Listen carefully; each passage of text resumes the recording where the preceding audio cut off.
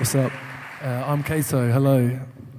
And this is what I do. This is a big painting. I think this is actually about the right size. It's about this size. And it was the first really big painting I did.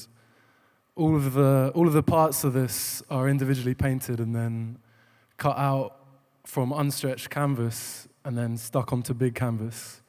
And this is obviously like a jam, it's called jazz, this painting, and that kind of reflects how one of the other things I do, which is that me and my friends are musicians, and we jam on Sundays and we make music. I find all these faces from old photography books and then repaint them and recontextualize them, where a facial expression that would have been in a completely different context. When I give him a guitar, suddenly he's like in the zone, jamming to the guitar, do you know what I mean? And that's really fun. I've always been drawing. This is the drawing I did before that painting in preparation, and it's not as big as that. Yeah, I've been drawing since I was a kid, just for fun in class, and then more seriously when I started. After my art foundation, I decided I wanted to just commit to trying to make as many cool things as I could. And then I translated this drawing into a painting by painting all these faces onto canvas, stuck on the wall. This was in Los Angeles. I paint with an acrylic paintbrush, and then I spray with an airbrush. I spray white paint onto these silhouettes that I've painted. And yeah, that's the technique I've been learning and working with for the past few years. I was living in Mexico a few years ago, and it's a big thing. The airbrush is a big thing out there for like custom T-shirts and like body paint on cars and like model paint.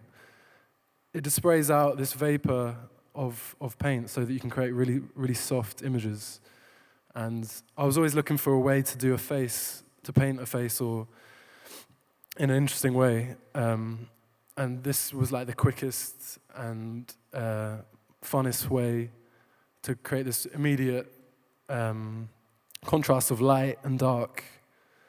When I did these paintings, I felt like I'd cracked something and I was on the right path. I also did these chairs, which have like some personality as well. And yeah, that was my way to get into painting. I'd been put off for a while, and I was working in this new space, and I was really excited by this new technique. And then when I came back to London, I live in South London, I started thinking about Romer Bearden, who was one of my favorite artists growing up. I had books that my dad gave me with his artwork on the cover. And I remember I did a commission for a musician, did a painting of their face, and they never got back to me about whether they liked it or not. So I just cut it up in frustration, and then I realized, I can do Romer Bearden's thing. And it has this kind of hip-hop energy to it as well, which is something that me and my friends were making as well at the time. And this is one of my favorite artworks of all time, called The Block. And he famously said, all art is made from other art, so I felt like I could rip him off and have his blessing. I saw what he was doing. He was a mixed-race guy, growing up. His parents moved to New York around the time of the Harlem Renaissance, which is a period of time my dad has written about and I've always been interested in. And I felt what he was doing is taking a lot of what Picasso had done with these two-dimensional, three-dimensional figures, which Picasso had been inspired by African art when he came up with Cubism, and I saw it as a sort of diasporic kind of art form. Romer Bearden took these kind of figures and made an African-American form of storytelling, and it has this musicality in it. And I was also looking at Kerry James Marshall, who uses these black figures, black paint, with no shadow, no contrast. So then the character becomes a shadow, and it becomes graphic and two-dimensional. And then after I'd cut up one of my paintings and realized I could get involved in this way, this was the first one I made. It was called The Block. And I was so excited, I had to find a studio to start making them in. I made this one literally on my bed, like piece it together. And it has this kind of photographic quality, and then also this really simple quality, like the window is like a window a kid would draw. I like that contrast. And then I did this one a bit later of a barber, and I loved how they both look really focused on what they're doing, even though they weren't doing that in the photo that I painted them from. And they look like they're interacting with each other. Also, before I was painting, I was making lots of animations. I've been teaching myself different animation techniques. And now I had this painting technique, I applied it to my animation. So I made this short film called Black Moon. I'll play a clip of it. And all these pieces are painted individually and spray painted and then put back together.